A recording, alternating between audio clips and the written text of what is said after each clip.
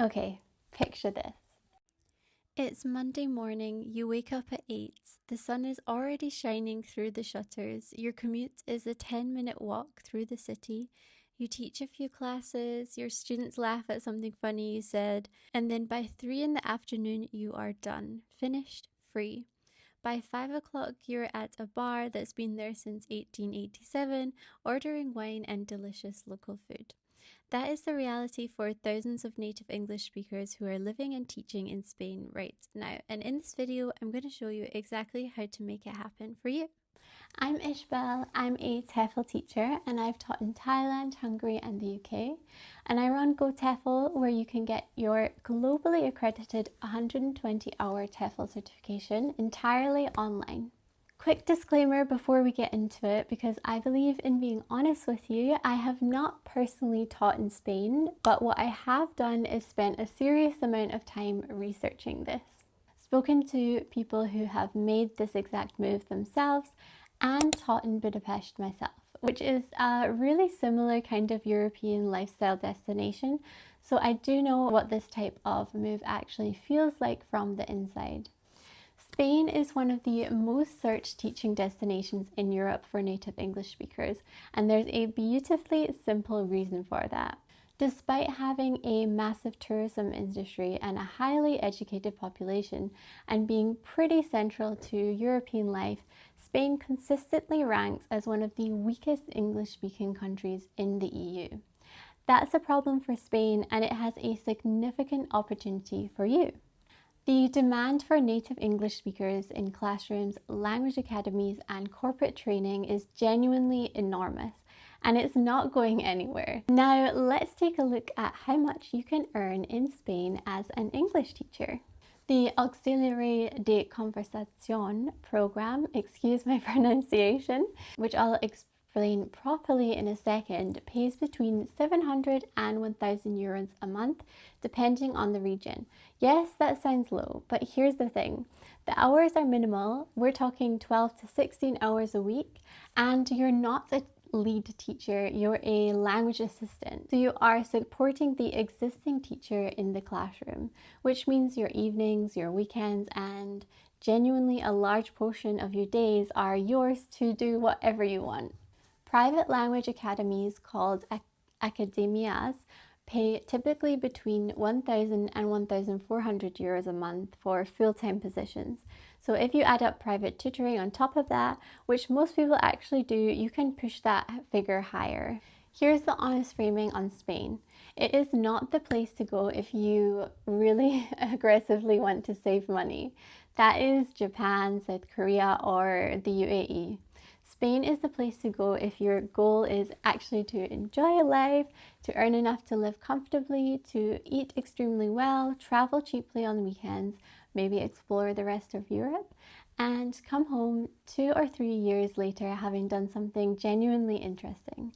The Auxiliar de Conversación program is run by the Spanish government and is actually one of the most accessible legal routes into teaching in Spain for native English speakers. If you are starting from zero, this is probably where to begin. Applications are usually open from around January to February for placements that start following September or October, so the timeline is worth knowing in advance.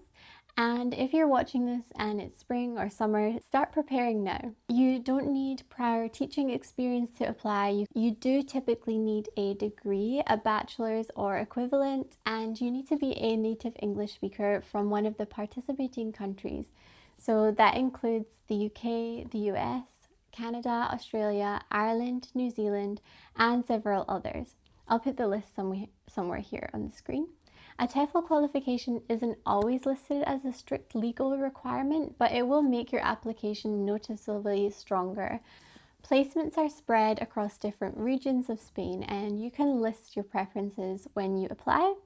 So Madrid and Barcelona are the most popular and also the most competitive. If you're open to somewhere like Andalusia or Murcia or Galicia, your chances of getting places go up considerably. And honestly, those regions have a lot to offer in terms of quality of life and cost of living, Seville and Granada especially. If the auxiliary program isn't right for you, maybe you graduated a few years ago and you want something with a proper salary structure, or you want more teaching hours or a clearer career path, private language academies are the other main route. Academias hire year-round, but the main recruitment windows are September and January. Most require a TEFL certification, some require a degree, and the better ones will ask for both. So job boards like TEFL.com or Dave's ESL Cafe and LinkedIn are worth checking. The advantage is more of a professional structure, a higher salary, and a clearer sense of progression as a teacher. The trade-off is longer hours and less of that gloriously free Spanish afternoon. I'm going to keep this section intentionally brief because visa rules change, and I would rather point you in the right direction than give you specific information that might be out of date by the time you're watching this video. For UK citizens post-Brexit, you need a visa to work in Spain legally. The Auxiliaries program handles a significant part of this process for you, which is another reason it's such a popular starting point. Spain's immigration website and the official Auxiliaries application portal are the most reliable sources for current requirements. And I'd also recommend checking recent posts by Teach Abroad forums like Reddit communities where people share up-to-date first-hand experience. The short version, it is absolutely doable. It requires admin, so go in with your eyes open and give yourself time. Spain operates on a completely different schedule to the UK or the US. Lunch is at 2 or 3 in the afternoon and it's the main event of the day. Dinner doesn't start until 9 or 10 at night, which initially sounds alarming, and then after a few weeks it feels entirely normal and you'll never want to go back. Socializing happens late. Cities are genuinely alive at midnight on a Tuesday. Your entire relationship with time will shift within a month. The cost of living in most Spanish cities outside of Madrid and Barcelona is significantly lower than anywhere else in the UK. Rent, food, going out, transport, all are noticeably cheaper. Your teaching salary goes further than the raw numbers suggest, which is why people often stay in Spain and say it's more affordable to live in than the salary figure implies. So do you need a TEFL for Spain? The short answer, not always legally required, but practically essential. Something I can say from my own experience is that completing my TEFL gave me so much more confidence going into that first lesson, and even that alone made it worth it. If you don't have your TEFL yet, that's where I come in. At GoTEFL, we offer an accredited 120-hour TEFL certification entirely online, built by a real teacher with real classroom experience across multiple countries. The 120-hour course is what schools and academias are looking for. It's what will put you ahead of the other applicants. If you're serious about Spain, getting certified before applications open in January puts you in the best position possible. Since I've actually taught in Budapest, I do get asked how the two compare as European lifestyle destinations. They are genuinely different experiences and they would suit different people. If you want to see what life in Budapest looked like for me, I'll link the video somewhere here.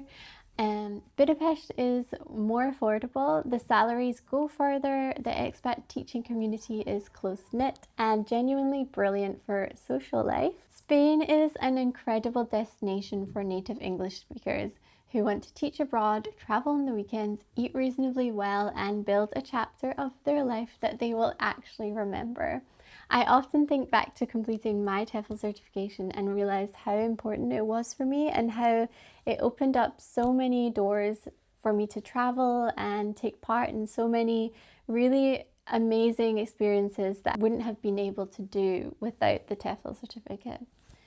From this week, I'll be posting about a new country every week, so subscribe and follow along if you like. Let me know if you want me to feature a specific country next week or in the future weeks.